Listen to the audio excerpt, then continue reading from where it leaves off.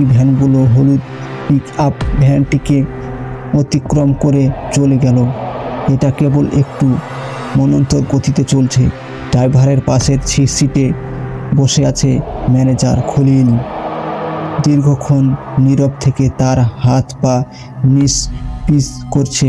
পেছনে লাশের কাছে বসে আছে ছোট সাহেব, আর সাহেব বড়, তাই সিগারেট ধরাতেও পারছে না।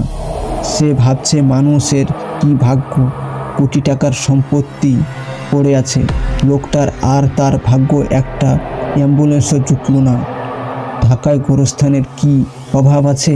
তবু কেন এত দূরে লাশ টেনে আনতে হবে? তাও ট্রাক বড়লোকের বিষয় নিয়ে বেশি ভাবলেও বিপদ।